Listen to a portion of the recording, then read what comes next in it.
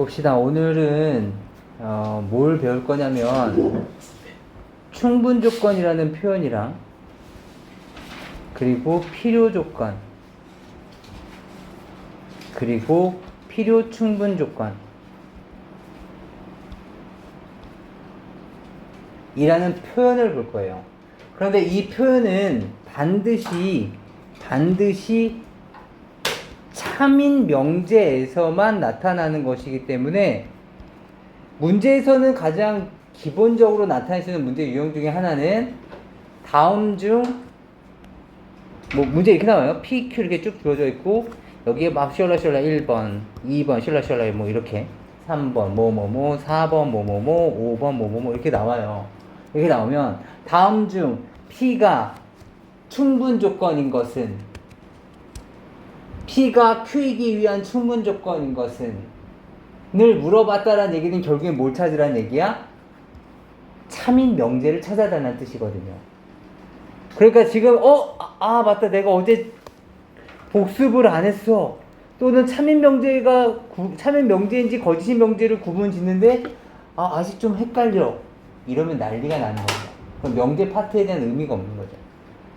이해하시겠죠? 그래서 반드시 참인 명제에서만 나타나니까 반드시 참거짓은 꼭 구분 지실 수 있으셔야 되겠고, 그렇다면 참인 명제가 P이면 Q이다라고 본다면 결국에는 이런 의미입니다. 야 P야, 너는 Q이기 위한 충분 조건이로구나. Q야, 너는 P이기 위한 필요 조건이로구나 라는 건데, 사실상 표현이 우리한테는 사실 익숙치 않은 표현이거든요. 그래서 그냥 이렇게 예를 한번 들어볼게요. 예를 들어서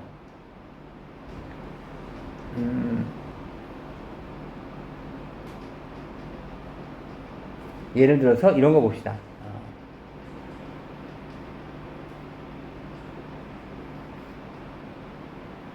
둘리에 또치가 있죠. 또치네요. 둘리에 또치 있는 거 알아요? 있어요. 또치라는 캐릭터 알아요? 당 얘기하시는 거죠? 그 말은 알아요? 몰라요? 왜 모르지? 또치 있는데. 그럼 또 혹시 아는 동물 캐릭터 뭐 있어요? 도너. 도너는 뭐예요? 까타비아를 치고요. 도너는 오리인가요? 아니요, 도너는 오리가 아닌 걸로 알고 있는데 그 애가 코 빨간 친구입니다. 동물 캐릭터 아무나 빨리. 둘리로 합시다. 둘리는 뭔데? 공룡. 그래요. 해봅시다. 둘리는 공룡이다. 참이야 거짓이야? 참이죠, 참. 맞아요? 네. 이 참인 명제에서 이 둘리 보죠. 둘리는 공룡이라는 것을 우리가 알아보는 거. 만약에 그냥 이런 느낌이라고 생각해 주시면 돼요. 외계 행성에서 이렇게 UFO를 타고 와서 여기에 있는 둘리를 도대체 여기에 살고 있는 공룡들은 뭐야? 도대체 어떻게 생긴 거야? 를 알고 싶은 거야. 그렇다면 얘네들은 둘리 한 명만 잡아가도 충분한 거죠. 공룡이라는 것을 알아보기 위해서 모든 공룡들을 다 잡아갈 수는 없는 거 아니야. 이해돼? 따라서 야 둘리야, 너는 공룡이라는 것을 설명하기 위해서는 너나면 충분해. 충분 조건이라는 뜻이고요. 이해되시겠어요? 그 다음에 이번엔 공룡에 대해서 볼 건데요. 둘리라는 것에 대해서 설명을 한번 해보려고요. 둘리라는 것을 설명하는 데 있어서 내가 아는 둘리라는 애가 있는데 말이야. 둘리가 걔가 굉장히 멋있고 잘생기고 돈도 많을 수도 있고 굉장히 착해. 그렇다면 그 옆에 듣고 있던 어떤 한 여학생이 저 좀 소개시켜 주세요. 근데 사실은 공룡이야. 이렇게 되면은 파토가 나는 거 아닙니까? 다시 말하면 공룡이라는 것을 둘리라는 것을 설명하기 위해서는 이 공룡이라는 것은 기본적으로 깔아야 될 전제 사항인 거야. 이해되니? 기본적으로 필요한 필요 조건인 거죠. 그래서 얘는 둘리를 설명하기 위한 필요 조건인 거죠. 반드시 필요한 조건인 거예요. 이해되시겠어요? 물론 이제 그걸 바탕으로 깔고 이제 다른 것들을 설명해 나가는 거겠죠. 무슨 말인지 이해되실까요?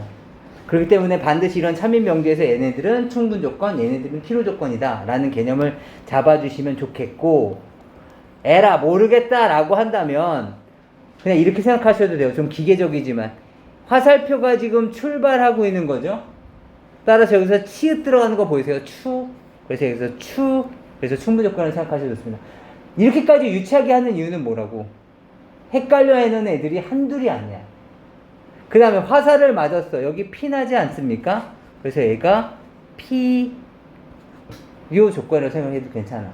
따라서 아무튼 너희들이 어떤 특정 명제가 나왔어. 그 명제가 참이야. 그렇다면 거기서 너희들이 필요 조건인지 충분 조건인지를 봐야 된다는 얘기야. 이해할 수 있겠어요? 봅시다. 예를 들어서 말이죠.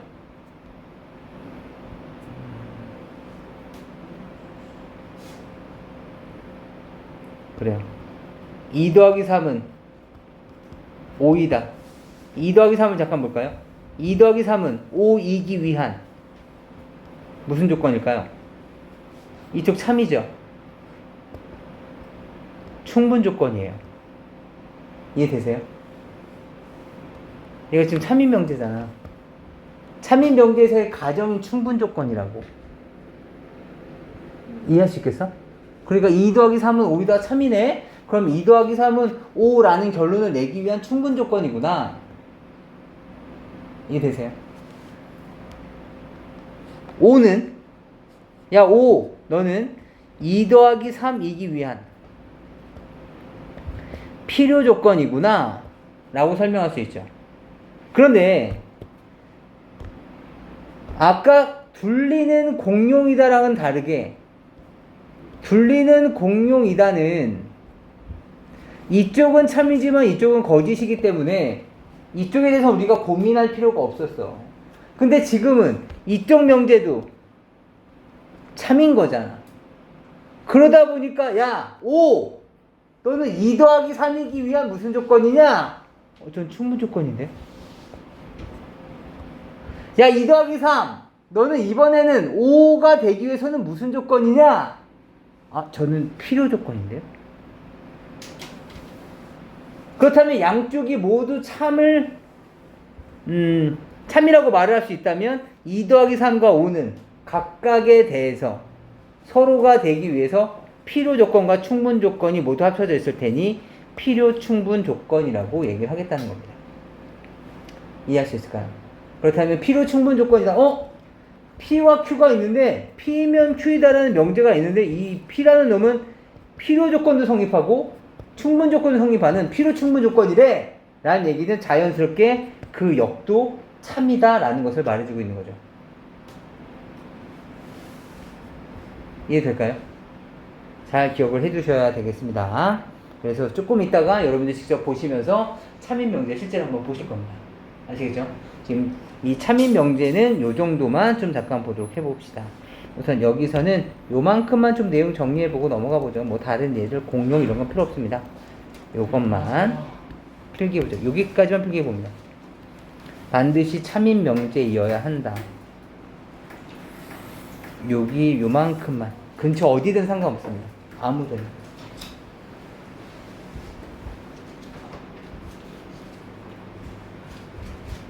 그냥 막 적어 괜찮아. 수학책을 좀 지저분해야 돼. 우리는 이러한 놈들 중에서 절대부등식을 배우고 있는데 이 절대부등식 중에서 가장 대표적인 첫 번째가 바로 산술평균과 기하평균의 관계입니다. 산술평균이라 하면 이런 거죠. 뭐 한번 예를 들어 볼까요? 봐봐. 3, 5, 7 이라는 세 개 숫자가 있어. 알겠지? 얘네들에 대한 평균값. 얘네들은 지금 어떤 특징으로 3, 5, 7이 배열되고 있나요? 같은 수만큼 커지거나 같은 수만큼 작아지면서 숫자들이 배열되고 있죠. 그럼 이때의 가운데 값이 바로 평균값이 됩니다. 다른 것들과는 달라요. 3, 4, 7 이런 것들은 얘들의 평균값이 3, 4, 7 사이에 존재하지 않죠. 하지만 3, 5, 7 지금처럼 이렇게 같은 간격으로 덧셈으로 커지거나 또는 뺄셈으로 작아지는 경우에는 지금처럼 양 끝수에 대한 평균이 이 세 수 사이에 존재하게 되는데 이것을 우리는 산술 평균이라고 합니다. 어떻게 계산한 거야? 2분의 3 더하기 7 이렇게 계산된 거죠. 그래서 산술 평균은 2분의 A 플러스 B가 되는 거고요. 그 다음에 3, 9, 27 이런 거 한번 볼까요? 지금 어떠한 규칙으로 숫자들이 배열되고 있나요?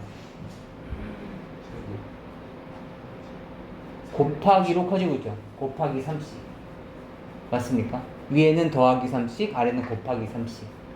그렇다면 이 가운데 숫자에 대한 의미도 분명히 나는 너와 너 사이에 내가 균형을 이루고 있는 거죠. 맞습니까? 어떤 특징이 있나요? 3하고 27을 곱하면 81이고 가운데를 제곱하면 81이죠. 맞습니까? 다시 말하면 이 9는 3 곱하기 27의 루트를 취한 값입니다. 맞습니까? 그래서 우리는 얘네들을 기하 평균이라고 하는 거죠. 그래서 두 수를 뺄 건데 두 수를 빼려면 루트 때문에 계산이 안 되잖아? 그럼 루트를 빼서 루트를 뭔가 없애고 싶은 거야. 그렇다면 제곱을 해야 되는데 제곱을 하려면 반드시 A하고 B는 양수라는 단서가 있어야 되겠죠. 이해되세요? 뭐 예를 들어서 이런 거 봐봐. 마이너스 3이랑 1이 있어. 얘가 크잖아. 그치? 원래는 제곱하면 부동호 방향이 안 바뀌는 줄 알았거든. 근데 부동호 방향이 어때? 바뀌어버린다고. 그쵸? 그렇다면 제곱할 때 부동호 방향이 바뀌지 않으려면 모두 양수. 그래서 양수 대 양수여야지 2하고 3이 되면서 제곱해도 부동호 방향이 바뀌지 않게 되죠. 그래서 A하고 B는 양수라는 가정이 필요해. 그렇다면 두 수 사이에 대한 대소관계, 항상 성립하는 그 대소관계를 찾으려고 한 거야. 그렇다면 어떻게 할 거라고? 제곱할 거라고. 근데 왜 제곱하는 거야? 대소관계를 따지는 가장 쉬운 방법은 두 수를 뺐었을 때 얘가 만약에 0보다 크게 되면 앞에 게 큰 거죠. 이해되세요? 그렇기 때문에 2분의 A 플러스 B의 제곱과 루트 AB에 대한 제곱을 빼보려고요. 누가 큰지 또는 A값 B값에 따라서 크고 작음이 달라지는 조건 부등식인지 아니면 절대 부등식인지 알아보려고요. 빼봅시다. 얘는 4분의 A 플러스 B의 제곱이 됐을 것이며 얘는 마이너스 AB, 다시 말하면 4분의 4AB가 됐겠죠. 그렇다면 얘는 4분의 A 플러스 B의 제곱에 마이너스 4AB가 됐을 것이고 야 너 참 반가운 애 나왔네. 이 새끼 뭡니까? 얘 뭡니까? A 마이너스 B의 제곱이죠. 맞습니까? 그러다 보니까 4는 양수죠. A 마이너스 B도 웬만하면 양수죠. 그러니까 양수분의 양수니까 얘는 양수인데 0이 될 수 있나요? 있죠. 0이 될 수가 있죠. 그죠? 언제? 얘가 0이 될 수 있잖아. 언제? A랑 B랑 같을 때. 이해되시겠습니까? 따라서 A랑 B랑 같을 때는 0보다 크거나 같구나. 두 수를 뺐더니 0보다 크거나 같아. 두 수를 뺐더니 0보다 크거나 같아. 누가 큰 수라는 거야?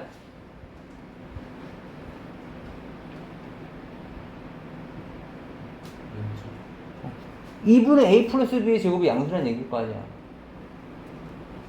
아니 봐봐. 3에서 5를 빼면 음수잖아. 하지만 5에서 3을 빼면 양수잖아. 이해되니? 두 수를 뺐는데 양수가 됐다는 얘기는 앞에 게 크다는 얘기지. 그러니까 너는 항상 성립하더라는 거죠. 앞에 게 큰 걸로. 절대 부등식이네. 이해되시겠습니까? 그리고 등호는 언제 성립해?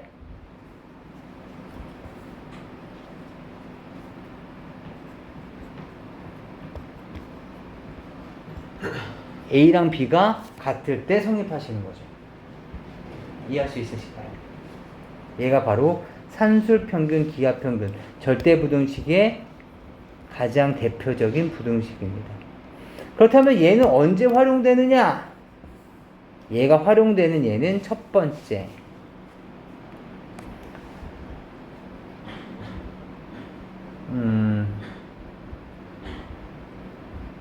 합이 주어질 때가 있어요. 합이 주어지고 곱의 최대값을 구할 때. 뭐 이런 거 아니겠습니까? 양수가 있는데 야 a 플러스 b는 항상 4를 만족한대. a, b의 최대값은 그럼 a 플러스 b가 4를 여기다 대입해 주시면 2분의 4가 됐을 테니 2가 됐겠죠? 맞습니까? 그 다음에 양쪽을 제곱하시면 4가 되고 ab가 됐을 테니까 ab의 최대값은 얼마가 되는 거야? 4가 되는 거야. 이해할 수 있겠어요? 이걸 이렇게 되는 거야. 두 번째, 반대가 되겠죠? 곱이 주어지고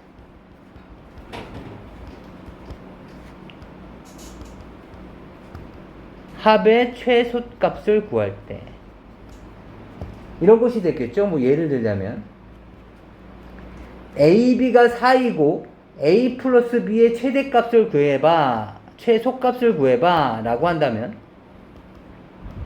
이렇게 하시면 되겠죠? AB에다 4를 넣어본 거야. 그럼 2분의 A 플러스 B가 AB에다 4를 집어넣으면 어떻게 돼? 루트 4 그치? 루트 4 그래서 얼마야? 2. 결국엔 A 플러스 B는 4가 됐을 테니 최소값은 4가 되는 거죠. 이해할 수 있겠어요? 그 다음에 세 번째, 역수 형태의 합의 최소값이에요. 이 말은 무슨 말이냐면 역수 형태의 합의 최소값이라 하면 무슨 말을 의미해 주는 거냐면 예를 들자면 이런 것이 됐겠죠. a 플러스 1분의 4 얘의 최소값을 구하래. 잠깐만 좀 편한 것부터 먼저 해볼까요? a 플러스 a분의 4의 최소값을 구하래. 그렇다면 지금 정확한 역수는 아니지만 형태죠. 역수 형태는 맞아요. 그렇죠? 그렇다면 아무런 조건도 없이 최소값을 구하라고 했으니 정리해보시면 이렇게 되는 거죠. 2분의 두수 a 더하기 b니까 a 더하기 a분의 4가 루트에 a 곱하기 a분의 4가 된 거 아니겠습니까? 맞습니까? 약분하고 나시면 루트 4가 됐을 테니 우변의 크기는 2가 됐을 것이고 다시 a 플러스 a분의 4는 2를 곱해 주시면 4가 됐을 테니까 그래서 최소값은 4라고 얘기할 수가 있는 거죠. 이해되나요? 근데 또는 이렇게 될 수도 있었겠죠. a 플러스 1분의 4의 최소값을 구해라 라는 문제일 수도 있어요. 그렇다면 똑같이 정리해 주시면 되는 거 아닙니까? 라고 생각할 수 있는데 문제가 되는 것은 아까 같은 경우에는 약분이 됐잖아. 근데 지금은 약분이 안 돼.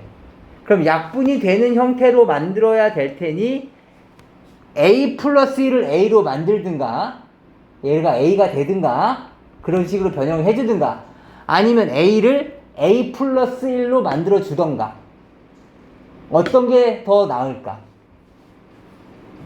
전자 후자. a 플러스 1을 a로 만들래? 아니면 a를 a 플러스 1로 만들래? 이게 지금 고민할 거야 지금 이게. 이게 어떻게 해야 되지?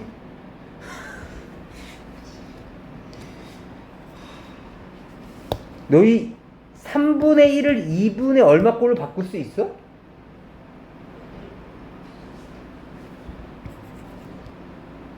손쉽게 바꿀 수 있어? 아니잖아요. 못 바꿔.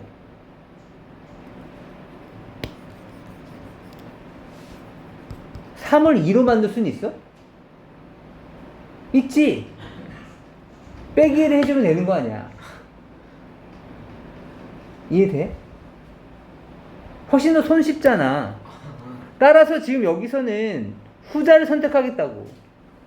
a 플러스 1분의 4는 그대로 두고 얘를 a 플러스 1로 만들고 대신 빼기를 만들자고. 그렇다면 어차피 얘에 대한 최소값에서 이 마이너스 1은 고정된 값이니까 얘가 움직여질 수 있는 값은 바로 얘가 움직여지는 거지. 얘가 최소가 되면 전체가 최소가 될 거 아니야. 마이너스 1은 어떻게 해줄 수 있는 게 아니니까. 무슨 말인지 이해되시겠어요? 다시 말하면 얘의 최소값만 구하면 되겠다. 그럼 2분의 a 플러스 1 플러스 a 플러스 1분의 4가 어떻게 된다고? 루트에 a 플러스 1 곱하기 a 플러스 1분의 4 이렇게 만들어지면서 약분되고 나면 루트 4 2만 남을 것이고 다시 또 얘가 넘어가면 4가 됐을 테니 4 빼기 1 정답은 최소값은 3이 되는 거죠. 이런 식으로 우리가 산술기하 평균을 사용할 수 있다. 이해되세요? 근데 잠깐 봐봐. 제가 지금 산술기하 평균에 대한 식을 몇 번 말씀드렸었는데 지금 여기에 계속 2분의가 있으니까 귀찮죠. 막 분수 형태가 막 복잡해지고, 그치? 그래서 보통 일반적으로는 이 공식 대신에 이렇게 외우기도 합니다. 보통 어떻게 외웁니까?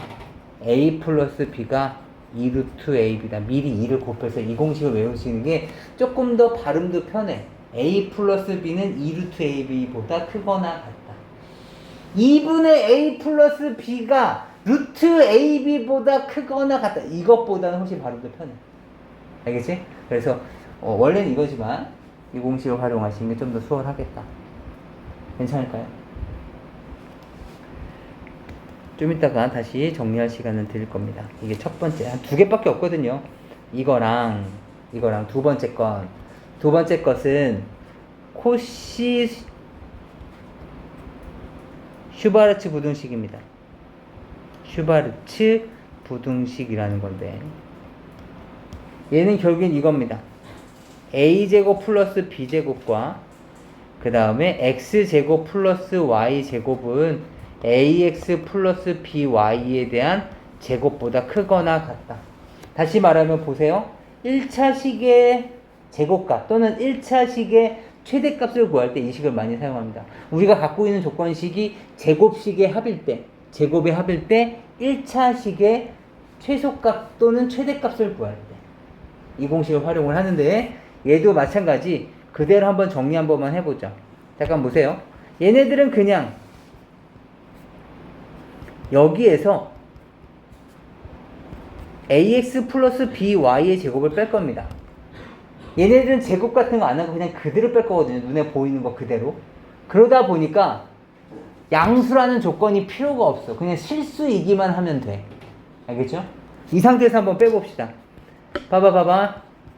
a제곱 x제곱 플러스 a제곱 y제곱 플러스 b제곱 x제곱 플러스 b제곱 y제곱이 앞에 거 전개한 거고 뒤에 거 전개해 주시면 a제곱 x제곱 플러스 2abxy 플러스 b제곱 y제곱까지 있을 거라고. 그렇다면 이 식을 정리해 주시면 a제곱 x제곱 저기 죽겠지. b제곱 y제곱 저기 죽겠지. 맞니? 따라서 남아있는 건 뭐만 남아있게 되냐면 a제곱 y제곱에 마이너스 2abxy에 플러스 b제곱 x제곱 이렇게만 남게 돼. 여기까지 괜찮아? 두 놈을 빼시면. 그렇다면 내가 얘를 예쁘게 정리해 볼까? ay의 제곱으로, 얘도 bx의 제곱으로, 그 다음에 이 숫자도 조금 새롭게 만난 가족들과 비슷하게 식을 변형시키시면 이렇게 바꿀 수 있죠. 맞습니까? 그렇다면 얘가 ay, bx가 있을 테니까 얘는 ay-bx의 완전 제곱식이 됐을 거고 두 수를 뺐더니 실수의 제곱이 나왔어. 0보다 크거나 같은 게 실수의 특징이라 그랬었잖아. 그치? 맞냐? 다시 봐봐. 이 중간과정은 그냥 그런가 보다만 해도 돼. 너희들 보고 하라는 얘기 안 할게. 시험 때 되면 그때 다시 한번 연습하자. 두 수를 뺐어. 두 수를 뺐더니 완전 제곱식이 나왔어. 또는 완전 제곱수가 나온 거야. 그렇다면 얘는 항상 0보다 크거나 같을 거 아니야. 그럼 둘 중에 누가 큰 거야? 얘가 큰 거지. 이해돼? 그래서 얘가 항상 성립한다고. 그럼 등호는 언제 성립하니? AY가 BX랑 같을 때. 이해되니? AY가 BX랑 같을 때 이 등호가 성립하는 거. 원래는 더 큰데. 집중해야 돼, 집중해야 돼. 따라서 이 식 암기해 주셔야 되겠고, 단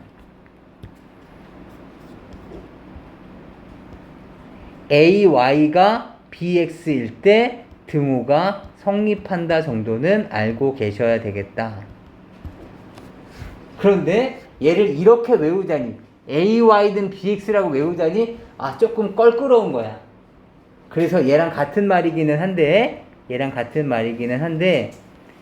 A분의 X, 앞에 거 있죠, 앞에 거. A분의 X와 B분의 Y가 같다 라고 외우면 조금 더 편하지 않을까? 라는 거야. 나중에 항이 3개로 늘어나더라도 앞에 거 분수, 앞에 거의 비율, 중간 거의 비율, 뒤에 거의 비율, 그 비율이 같다면 얘네들은 등호가 성립한다. 부등식에서. 이해되시겠습니까? 이건 언제 활용한다고요? 1차식과 2차식의 합을 할 때. 둘 중에 뭔가를 하나 내가 궁금해 할 때. 알겠지? 먼저 좀 이따 문제를 통해서 보긴 할 텐데요. 지금 여기서는 요만큼만 좀 필기해보자. 뭐 나머지 필요 없고요. 지금 우리가 절대부등식을 왜 배우냐 라는 거에 대해서 얘기할까봐 지금 말씀드리는 겁니다. 요만큼만 좀 필기해보자.